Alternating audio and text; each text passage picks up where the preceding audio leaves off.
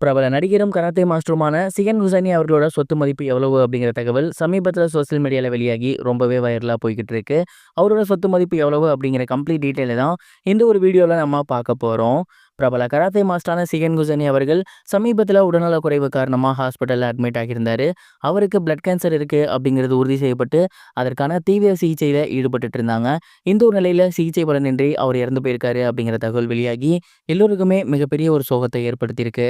Shihan அவர்களுக்கு தொடர்ந்து பிரபலங்களும் சரி, பொதுமக்களும் சரி, அவருடைய மாணவர்களும் சரி தொடர்ந்து கண்ணீர் அஞ்சலியை செலுத்தி வந்துட்டு இருக்காங்க. ஏகப்பட்ட பேர் வந்து சோசியல் மீடியாவில் தங்களோட கண்டோலன்ஸை பதிவு பண்ணி வந்துட்டு இருக்காங்க.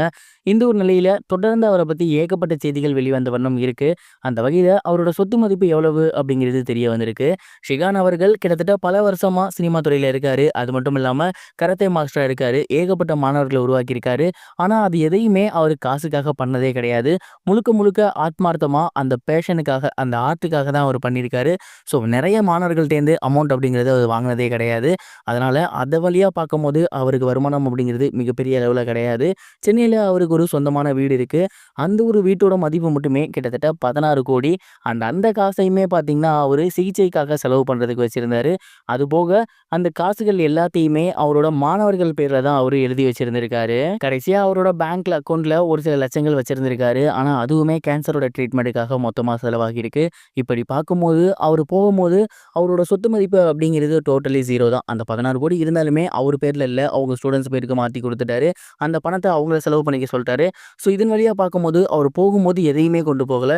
இருக்கிற வரைக்கும் அவரோட மாணவர்களுக்காகவும் அவரை நம்பி வந்தவங்களுக்காகவும் மட்டுமே செலவு பண்ணியிருக்காரு அப்படிங்கிறது தெரிய வந்து எல்லோருக்குமே மிகப்பெரிய ஒரு ஷாக்கை ஏற்படுத்தியிருக்கு. இப்படிப்பட்ட ஒரு நல்ல மனுஷனுக்கு இப்படி ஒரு நிலைமையா அப்படின்னு எல்லோருமே சோகமாகியிருக்காங்க. இந்த ஒரு விஷயத்தை பற்றி நீங்கள் என்ன நினைக்கிறீங்க? உங்களோட தாட் என்ன அப்படிங்கிறத மறக்காம கமெண்ட் பாக்ஸில் ஷேர் பண்ணுங்க. இது ஒரு புறம் இருக்க, பிரபல ஹிந்தி நடிகரான சோனு சூட் அவர்களுடைய மனைவி சோனாலி சூட் என்ற கார் வந்து ஆக்சிடென்ட் ஆகியிருக்கு அப்படிங்கிற தகவல் வெளியாகி சோசியல் மீடியாவில் ரொம்பவே வைரலாக போய்கிட்டு இருக்கு. பிரபல ஹிந்தி நடிகர் சோனி சூட், இவரோட மனைவி தான் சோனாலி சூட். இவங்களோட தங்கச்சி மற்றும் அவங்களோட உறவினர்களோட அவங்க காரில் பயணம் பண்ணியிருக்காங்க. அப்போ முன்னாடி போன லாரியில் அவங்களோட கார் வந்து மோதி இருக்கு. இதில் சோனாலி சூட்டுக்கு பயங்கரமான காயம் ஏற்பட்டிருக்கு. அதை தொடர்ந்து அவங்களோட தங்கச்சிக்கு ஓரளவு காயம் ஏற்பட்டு தப்பிச்சிருக்காங்க. அவங்களுக்கு ஆக்சிடென்ட் ஆனதை தொடர்ந்து அருகில் இருக்கக்கூடிய மருத்துவமனையில் அவங்க 2 பேர்த்தையுமே சேர்த்திருக்காங்க. இதில் சோனாலி சூட்டோட தங்கச்சிக்கு பெருசாக பாதிப்பு இல்லைனாலுமே சோனாலி சூட் அவர்களோட உடல்நிலை குறித்த விஷயங்களை இன்னும் ஒரு 24 மணி நேரத்துக்கு அப்புறம் தான் சொல்ல முடியும் அப்படின்னு டாக்டர்ஸ் டீம் சொல்லியிருக்காங்க. சோனு சூட் அவர்கள் இந்த ஒரு விஷயம் தெரிஞ்ச உடனேயே உடனடியாக ஹாஸ்பிட்டலுக்கு போயிருக்காரு. அங்கே போயிட்டு அவரோட மனைவியை பார்த்துருக்காரு. அண்ட் அவங்களோட உயிருக்கு மிகப்பெரிய அளவில் பாதிப்பு இல்லைனாலுமே மிக பலத்த காயம் அவங்களுக்கு ஏற்பட்டிருக்கு அப்படிங்கிறது தெரிய வந்திருக்கு. அண்ட் இந்த ஒரு விஷயத்த அவரோட ஃபேன்ஸுக்கு சமீபத்தில் சோசியல் மீடியாவில் ஷேர் பண்ணியிருந்தாரு.